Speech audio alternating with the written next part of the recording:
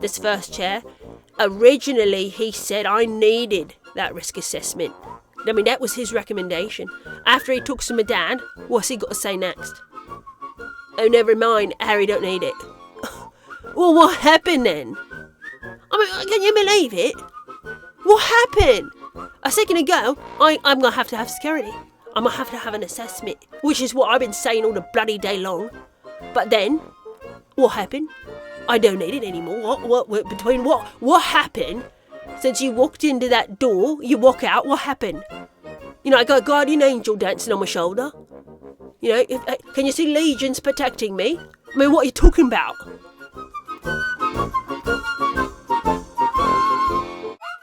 Hello, how are you? Welcome to my channel. My name is Cheer Denise. Today we're going to talk about Harry. Now, usually today would not be a pop culture day, but we're going to switch it up this week because we've got to talk about that devastating interview he did with the BBC. This was not a good week for both Harry and Meghan. What with Meghan over there talking to Jamie and Harry over there just spewing word vomit all over the BBC. It was a bad week for both of them, but I think it's a worst week for him. Now, the irony of having Harry basically in tears with the BBC versus Meghan saying, I'm like the happiest I've ever been. This is the best.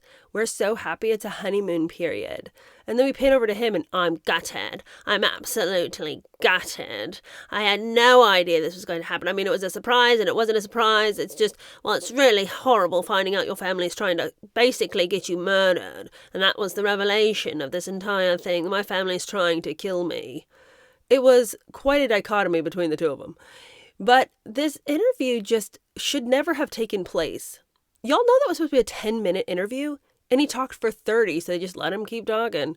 It would have been the greatest thing in the world for some kind of aide, some kind of person who does all his thinking for him, to grab him by the scruff of the neck and basically be like, we're done here, sir. Because he just kept talking and talking and talking. By the end of the interview, he's saying crazy things that he had no business saying. Things like, well, you know, my dad's got one foot in the grave. Don't know how long that's going to last. But you know what's even worse? He wants his grandchildren dead. I know he does. If he didn't, he'd have given me security. So, you know, he's going to die. We're going to die. I guess we'll meet up in heaven. I mean, the guy was completely unhinged. Now, I might have taken a little bit of liberties in some of what I said, but it basically what the undertone of this whole thing was, I didn't win this because my dad interfered. My dad interfered because he wanted to control me. When he saw he couldn't control me, he's all but throwing me to the wolves, and if I die, it'll be on his hands. He almost blatantly says that. Now, the BBC's gotten some pushback because they say the interviewer didn't ask enough hard questions, enough hard follow-up questions. Now, it would have been really helpful if the interviewer had said, look, the court has found 4 separate instances in which your case does not hold up. Let's talk about each of those. Now, she did mention that there were 4 separate things, but she sort of like gave it all under the umbrella of, you know, you just don't work for them anymore. So that's why they're not going to give you security anymore. Anyway, let's go through what he says, because the general tone of it was just complete chaos.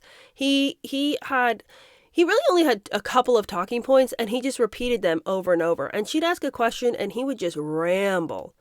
So I took extensive notes trying to pick together the things that, what was his point he was trying to make. But at the end of the day, the entire interview was one in which he blamed his lawyers for not telling him he was never going to win. He blamed the government for letting interference from the royal household come into what was supposed to be an unbiased counsel. And he blamed his family, who he said doesn't care if he dies, because if they did care, they would give him security. He truly believes that he is under dark, dark threats of evil. And that, you know, it's really honestly any day now before he and his kids get gunned down. This is truly why we don't see those 2 kids, if they do indeed exist, because their dad is incredibly paranoid. I truly think that Harry's level of paranoia is unnatural. Granted, you consider the fact that he has this whole sort of almost folklore about what happened to his mom. And he does know that she died, but he seems even in his memories of when she died are not quite right. He writes in his book about how he was sitting by himself in his dorm room when somebody decided to be like, hey, knock, knock, knock, you know your mom's dead. And what in reality was on a ski trip with his dad. So he doesn't seem to remember things very well. So what he has lived through, he kind of has put bits and pieces of his life based on what other people say happened to him. And that was super evident in his book. We talked about that a ton when we read Spare together. And I think that that's happening now here. He's putting bits and pieces of a story, of a narrative together, and he's come to a conclusion that does not jive with reality. He's super upset about this because he thinks he's in super danger, and he really believes his family is making sure he doesn't get security, and that the end result will be catastrophe. I mean, he talked about it over and over. He's not well. But anyway, let's go through this question by question, shall we? We were seeing Harry right after he had received the decision. He realized he had lost. He was not happy about it. So they ask him, well, what does this mean for you and your family? Can you go back to the UK now? Because, of course, Harry says he hasn't been able to bring them back because they're not able to provide the level of security he would need for his family. Now, before we get into any of this, let us just remind ourselves that they have security. They showed up in New York for Times 100 with 4 cars of protection. Do you need more? Now, Harry contends that the reason his 4-car motorcade of protection isn't going to be enough if he went into England is because, 1, they don't have jurisdiction. And then 2, he says they wouldn't be given information about the national security. And so if they don't have information about national security, how can they aptly protect him? And my thought is this: you don't need to know about national security in order to protect your protectee. That doesn't even really factor in. If you're taking somebody somewhere, what you need to know is this building safe? Do we need to run the dogs through the building before you come in? Have we vetted the people that you will be interacting with? You don't need to know, was there a recent Al-Qaeda threat? You don't need to know what exactly is the state of the terrorist Middle East. You don't really need to know that right now. Because I think Harry has just vastly overestimated how important he is to the rest of the world.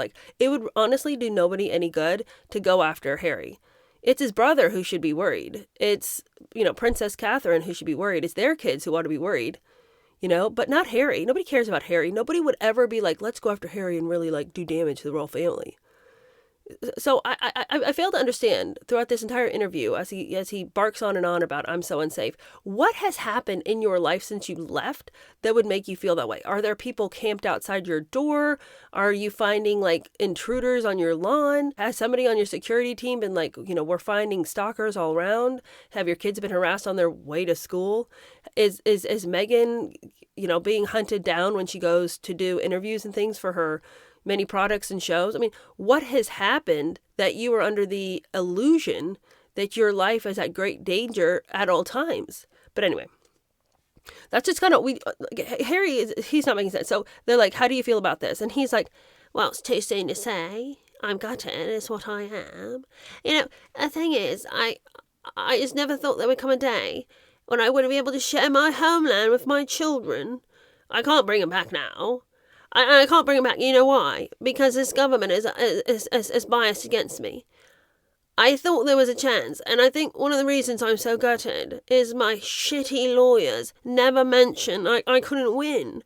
I mean, can you imagine? Yeah, I've been working on this thing since 2021, when I was stripped of security the previous year. I was stripped of it. I get my lawyers together. We're fighting this thing, and they didn't bother to tell me I was going to win. Apparently this Ravik, this committee, this board, that is supposed to be unbiased, Apparently they got somebody sitting on it from my dad's house, his private secretary, just sitting there, and this board, it's not even under the law, it's above the law. So how was I going to win? Because they've got all their laws, and I've got, my dad's chum sitting over there on the board, and then, it's a stitch up against me. They're all working against me. And then I'm supposed to, come in there, and, I came in with a clear heart. I came in really, really thinking this was going to be a thing. And instead, well, what I get a bunch of liars for lawyers, and I get my dad interfering, and I get an unbiased board. I'll tell you something else I'm real mad about. Tell you something else that's just blistered me. Is that, when I left the royal family, 2020, I had this risk assessment, And this risk assessment is something that all the members of my family get every single year. Last time I got one, 5 years ago. right? I hadn't had one since. But last time I did have it, I was ranked the highest. Any member of my family, who was the most at risk? It's me, wasn't it? And you know why it was? Because I had 2 tours in Afghanistan. 2 tours, and let me tell you something else. I risked my life, all right? I did. And by the way, for 35 years, I've served this family, right? I've served them hard. And then risked my life in Afghanistan, right? So then I come back. Of course my life's in danger. Al-Qaeda, they're trying to get me. I mean, just recently, there was a threat to my life, right? It's everywhere. Everyone's talking about it. I mean, it's in the papers, everywhere. It's not something I made up, all right? Al-Qaeda trying to get me. Right, well, but listen. I risk my life, right? So, of course, there's a massive threat on my life. Huge, right? You know, the only person had a bigger risk to their life than I did, my grandma. You know who she is? Only Queen Elizabeth. But what's crazy, the thing that really made me insane, I get the highest rating. Next year? What? What happened next year? They downgraded me, said I didn't have no risk, and they pulled all my security. And let me tell you something else that's crazy. Right, so in 2020, when me and my wife, we said that we really, really wanted to be part of this royal family, right? We had intentions to be part of this royal family. We wanted to serve. We never said we didn't want to serve. But in 2020, that's when they stripped me. But what's crazy is I was still part of the family. I was there. I was still part of the institution till 2021. You know, but they didn't strip it in 2021. They stripped it 2020. I was in Canada, right? And I was, taking care, height of pandemic, okay? We're hiding out in this house in Canada, right? Just trying to protect my wife, my child. And my security guy, main guy, comes up to me, says, sorry, man, we got to leave. We got word. We're out. Oh, I'm scrambling. I don't have any money. I'm scrambling for security. It's insane. It's insane. You know, I have to pay for my own security. But it's terrible. Because when I come over to England, when I come over to do, my duties, well, those guys don't know what's going on. And no one will tell them a bloody word. So what? I'm supposed to wander around with a bunch of guys. They got no clue. I mean, I honestly, because I served 2 tours in Afghanistan, I honestly protect myself even better than them. So what? I've got paying all these people. What good are they? All right, so he rambled. And then they asked him, well, what? Since this has happened, are you worried about what your children are going to miss out on? What for you is the main thing that you're worried about? Well, I want to remind you, the only time I've been to this country is for funerals, okay? Court cases. And for the odd charity event, because I am very much still in favour of doing charity work here in my country. Let me tell you something. I have always loved this country, always have done. Despite what some people have done to me here, I have always loved and served my country. But the reality is, I'm not bringing my wife and kids back to this hellhole. Well, why would I? Because I've already been told effectively that if they come, they're going to be in danger. So, okay, well, he laments the fact that he's never going to be able to show his family his homeland, and he laughs ruefully about it, how it's just this unbelievable lot that he's been handed. He can't handle it. He's shocked, he's confused, he's chagrined. And then they say, well, what security arrangements would you need to feel safe? I thought that was an excellent question. I mean, he has been given security on a case-by-case basis. So nobody has said, when you step into this country, God help you. No, if he comes to this country, they will assess what he needs, and then they will give it to him. Or he says, well, I'm not going to answer that question, right? Because, I can't tell you about the security arrangements. It's got something to do with national security. It's not for me to say. So, you ask me what I'm not getting. I can't explain what I'm not getting because of, national securities and redactions and, stuff like that. Can't explain that to you. But I'll tell you this much right now. I just want to remind you that I haven't had a risk assessment in 5 years. And, the thing that really sticks in my craw about this whole thing is I would have been able to accept the fact that they're not giving me security if they would have kept giving me a risk assessment every year, just like, all the other people in this area. You know what I'm saying? All the other people in this group. I believe some of you call it the royal family. All the other people in this group are getting that risk assessment every year. Now, last time I had it was 5 years ago. I mean, when I did this process, and the thing that would have been amazing is if they had given me some kind of risk assessment before they just, mowed me down in court and said I didn't deserve it. Well, how would you know? You didn't give me no risk assessment. So he's obsessed with the risk assessment problem. I mean, quite frankly, I would say that 80% of his answers had to do with how he hadn't gotten that risk assessment. He's torn up about the fact that it's been 5 years and they've just decided that that's how it's going to be, and that they've never revisited the issue. Well, then pay for your own risk assessment. He never said if he had done that. It's like, pay for your own unbiased risk assessment, present that in court and say, these are the actual risks. Now, I'm assuming he must have done, because I can't imagine going to court without that documentation. And he may have alluded to it. It's hard to catch sometimes what he was talking about, because he is just in a froth about the whole thing. He kept saying he had all this documentation to prove that this was really a problem. He never would have gone to the battlefield with his family had he not actually had proof that his life was in danger, that this was a necessity for him. He doesn't just like to fight. That's not who he is. It's just that, knowing what he knew, knowing how at risk his life was, it was just, he had to get real about the fact that he needed security, and he just wanted them to get it too. But he keeps wanting them to have the risk assessment.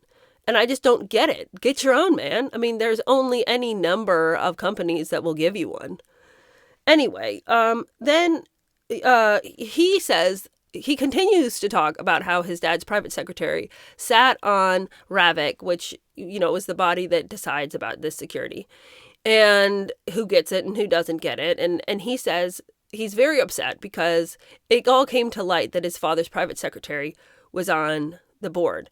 And so the interviewer asks him, well, okay, yeah, let's talk about that, because how are you feeling about your dad's private secretary sort of having influence in this arena?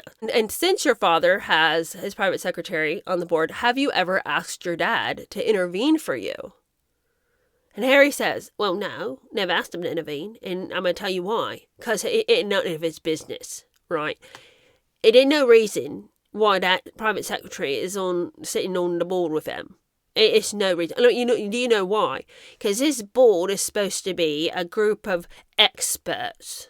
Okay, it's a group of experts. It's not a place for cronies to just be hanging around talking about my private business, which is what it came out to be.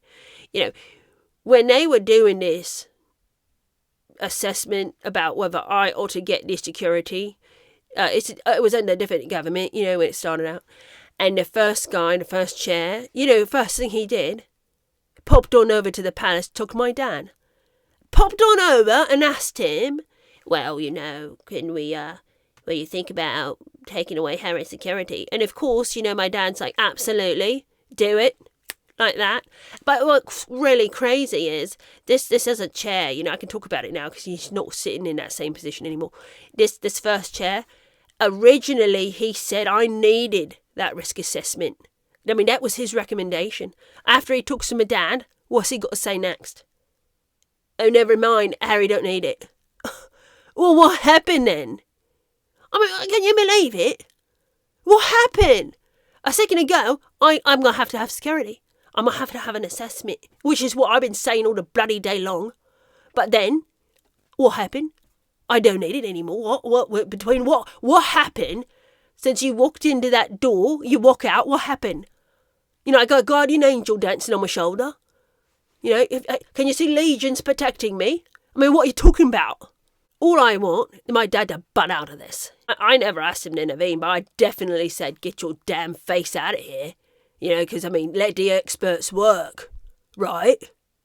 Let the experts work. What am I going to do then? With you hanging round, breathing down folks' necks, what are they going to do? Not do what the king says? So, of course, I'm up against it. Because I got my dad, breathing down folks' necks. What am I going to do now? So then, the questioner says, well, the court has said that there's like 4 separate issues.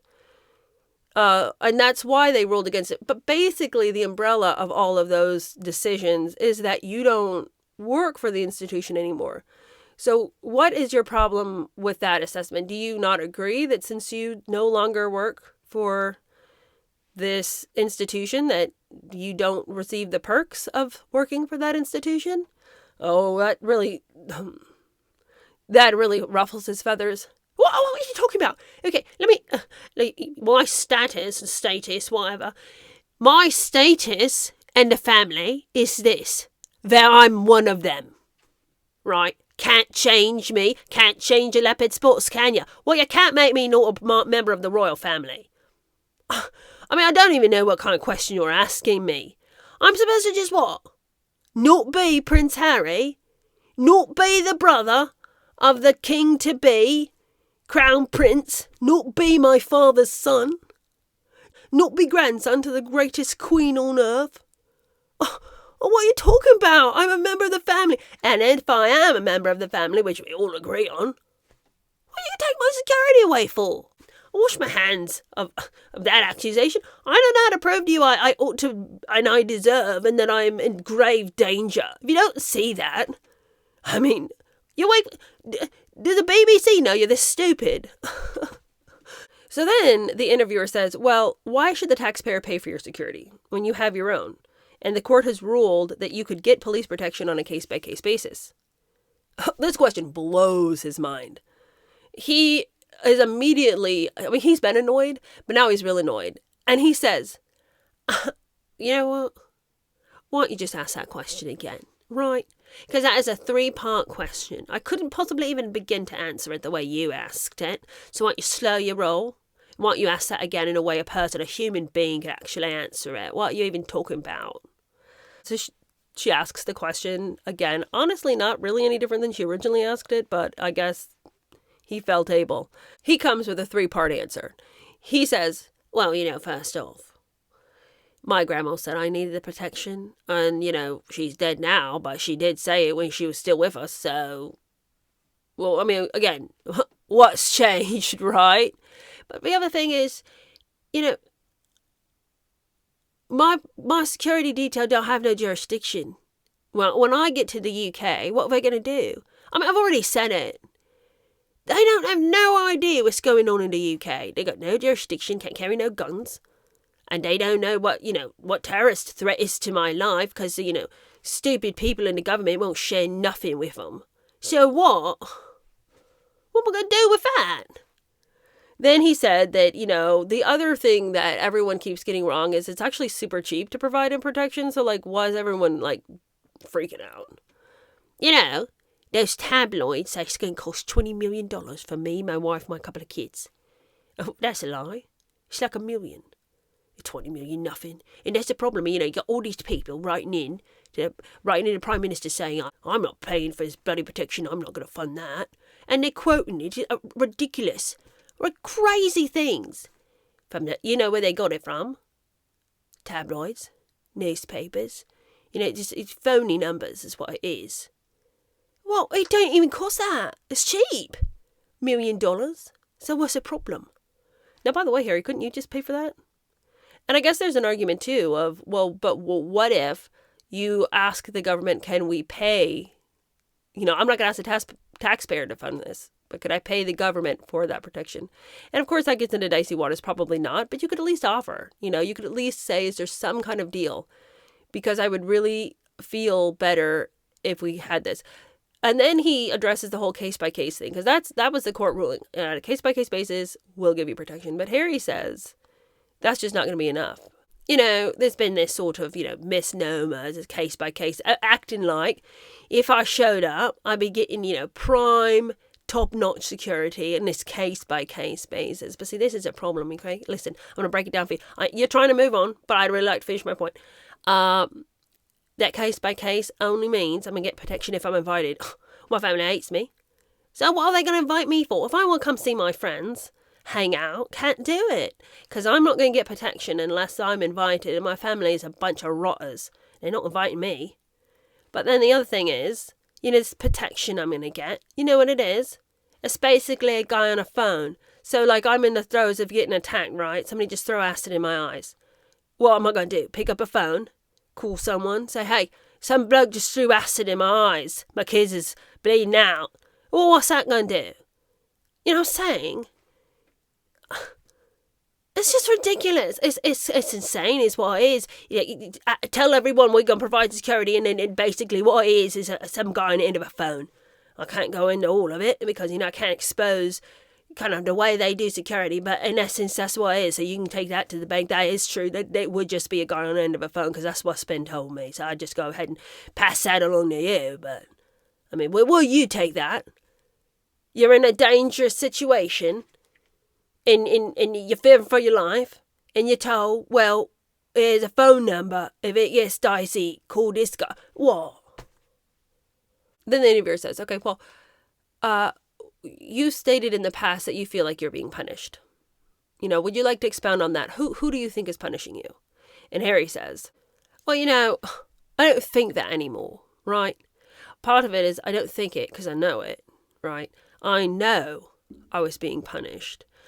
When we were here before, they told us they're not going to give us security if we left. And part of that was because they were just such vicious control freaks. If you don't give me protection, what that means is that you are trying to keep me close to home under their roof. And they was using it as a threat against me, You can't leave. If you leave, you're in danger. All these people are after you all the time. They're going to get you. So you got to stay.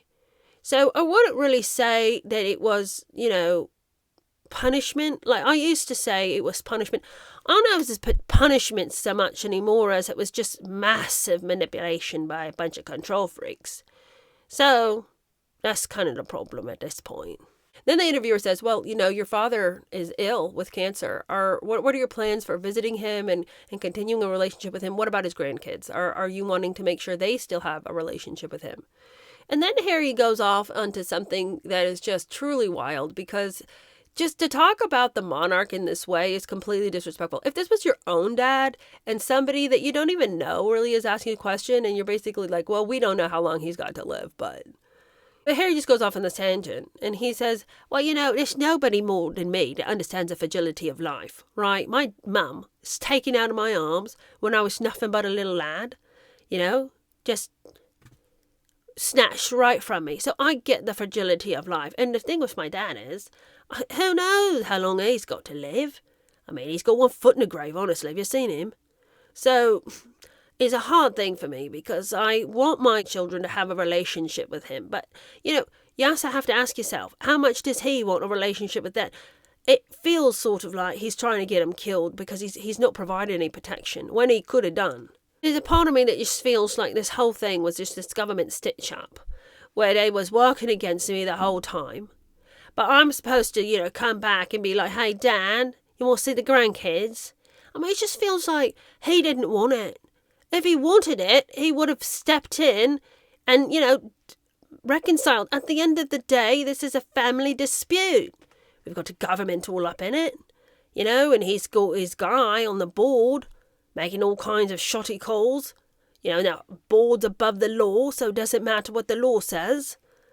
And, I'm supposed to care about, does he get to see the grandkids? I just got to tell you, it's not high on my priority list whether my dad gets to see the grandkids. Because if he really cared, he'd have made sure those kids were under the umbrella of protection, but he doesn't care.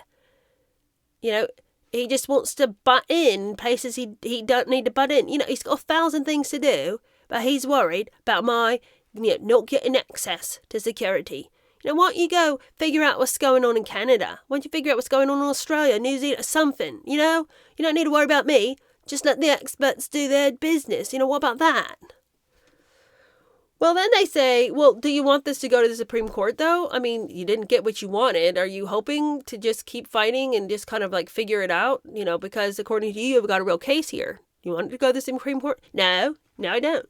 You know why? Because I don't fight about this anymore. I'm the bigger person. That's the thing that no one understands here, you know? I want reconciliation. I don't want to fight anymore. Why would I want to fight with him for? I just want to get along. I just want him to see that he's put me in death's path for 5 years, for 5 straight years. He's refused to let me get that risk assessment. He's locked in his decision. So for 5 years, I've been staring death in the face. I just want a break from it, you know? I want him to come in, be my dad, give me some protection. But I don't want to do that.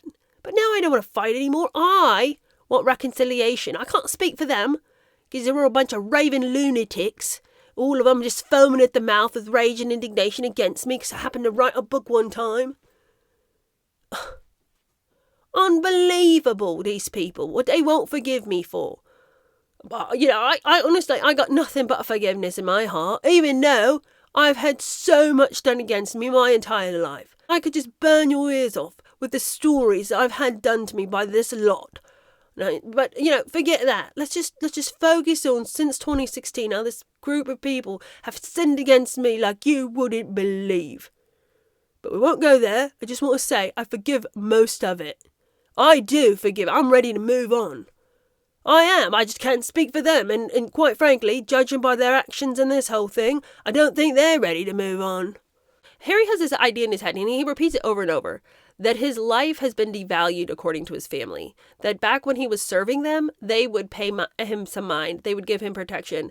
They would, you know, look at him lovingly and fondly. But as soon as he decided to try to reinvent his role within the institution, they would have none of it. He says over and over and over again that he and Meghan were only too willing to be part of the institution. It's all their hearts desired. And all they said was that they kind of wanted to stay in, but then like maybe like in this new century, create like different kind of ways to exist in that establishment. And when they expressed that, they were just roundly criticized and basically just kicked out. They wanted to stay, but they were kicked out, which is a complete change in the narrative. They talked about, you know, finding freedom, and they were going to go find freedom, and they were going to go and make a new life for themselves. They are the ones that couldn't agree to anything that the pals had to say, yet they now are telling us, claiming to us, we were kicked out. We were kicked out. We didn't want this. We were kicked out with no security. And, I mean, they have just reconstructed for themselves a completely different narrative. You guys, 5 years wasn't that long ago. We remember what happened. You can't just tell us now. But he says his whole life has been devalued, and that it was clear to him when they deranked him on like risk assessment out of nowhere after not giving him this assessment that he's obsessed with. It's just clear to him that they don't care what happens to him. So then the interviewer says, well, you know, you've been very clear that you don't want history to repeat itself, which of course is alluding to Diana, which I think is kind of a low blow because, like, I don't know why the interviewer is entertaining these ridiculous fantasies that Harry is even in league with his mother, that if there was anything nefarious about the way she died, that's those same nefarious forces would be after him. But anyway, she's definitely, like, baiting him, I felt like, with a question like that. But of course he's going to respond, and he does in unbelievable fashion. He goes, well, you know what? You're right. I don't want history to repeat itself. But you know what I found out during Discovery? That there are people who'd be more than happy if it did. Okay? I saw the messages of people corresponding together, hoping for my death. So, make that of it what you will. But there are definitely people who'll be more than happy to see me lying out on the pavement. Right? Just saying. And the interviewer's like, wow, that's a pretty remarkable thing. Who said that? Well, I'm not going to tell you. I'm not mentioning it. Not going to say that here. But I know their name. I know all the players in this shoddy and disgusting drama. I know everyone.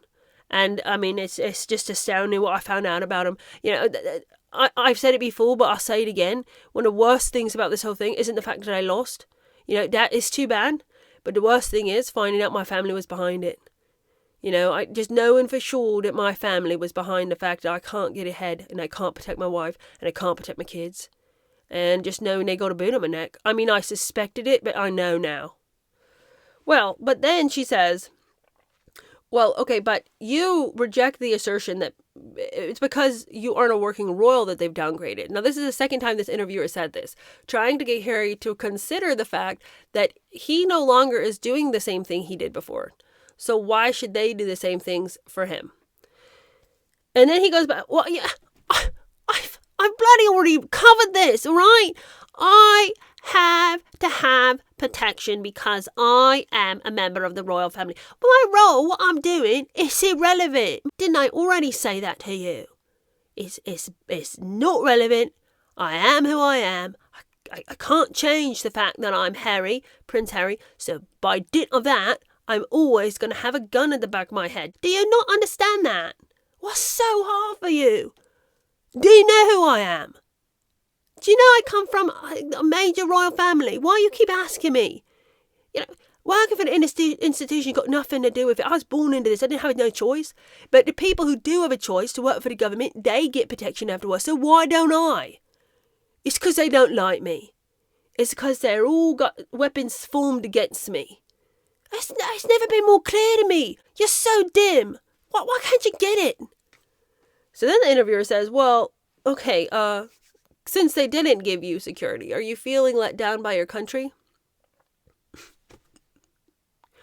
Well, yeah. I mean, what are you? I'm not really sure what kind of question that is. Of course I'm feeling let down. You're crazy. These people stab me in the back. But I'll tell you something right now. I do feel let down, but I'll tell you that the group I feel the most mad about, the ones I'm really struggling to find forgiveness in my heart, it's all those ratty gutter wenches. You know, they're over there, reading the tabloids, reading the newspaper headlines, think they're informed on the story. You got no bloody idea. I'm mad at the press.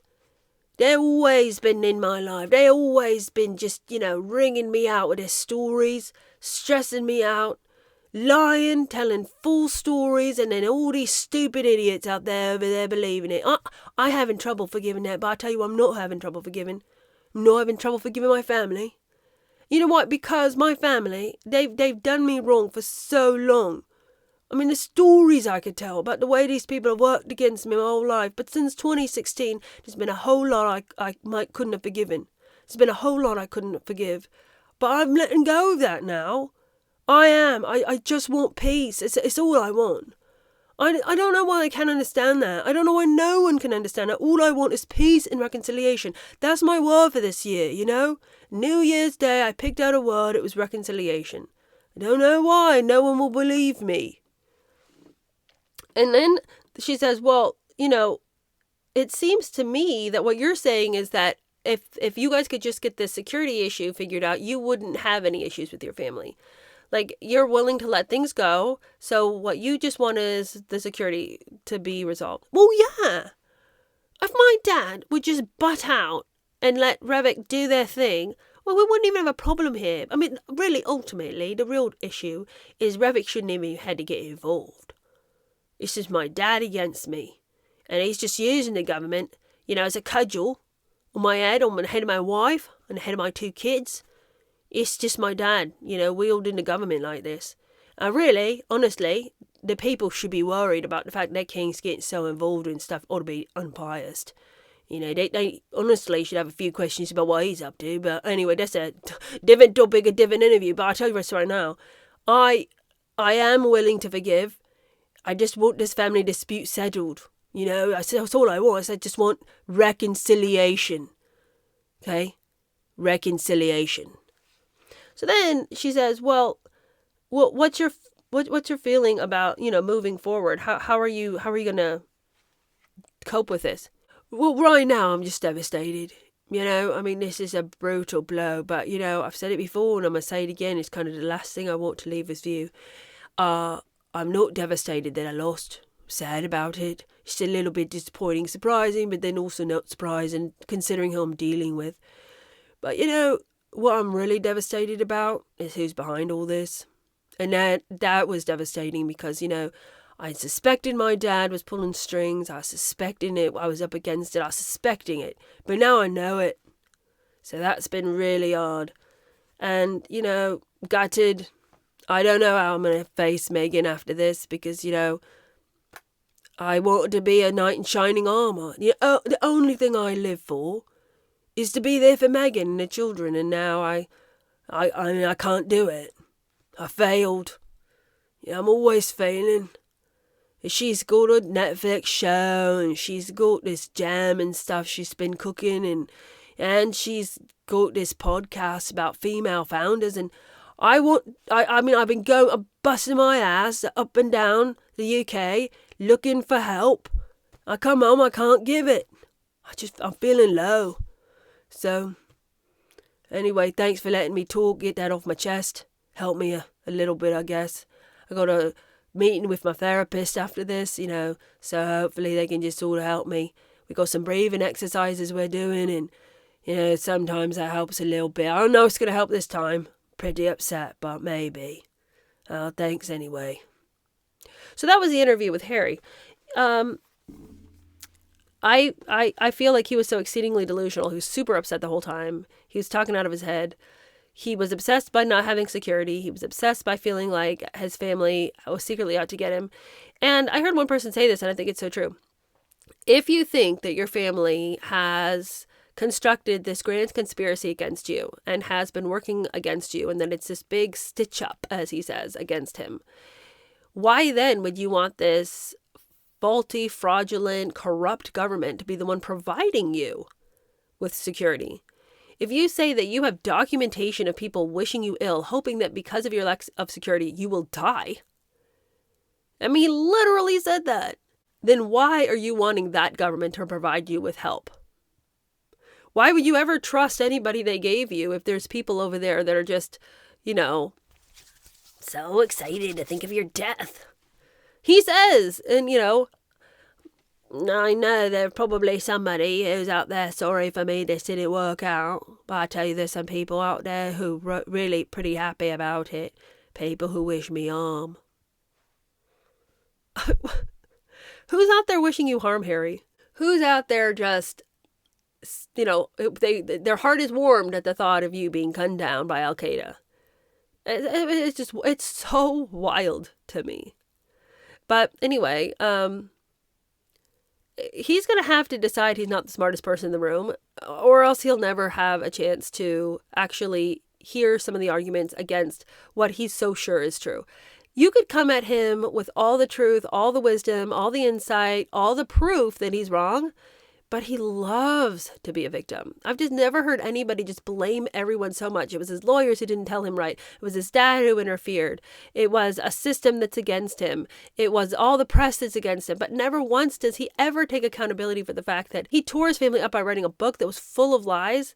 He basically drove his grandparents to the grave with his behavior and his attitude. He wasn't there when his grandfather died. He was this incredibly unhelpful person at the death of his grandmother. And he's just been, he's accused the family of racism, but somehow it's all everybody else's fault that they don't take him seriously anymore. He said he wants to be a private citizen. Well, then go be a private citizen and pay for your own security, man. Like, that's how it is. And if you want to step away and you want to recreate your own thing away from the institution, why should the institution provide you with security? And if you, and I'm just telling you this right now, his argument that he has to know the national security story to any country he goes to, otherwise he's not going to receive adequate protection, is utter BS. No, you don't. Because what are they going to do that would be different?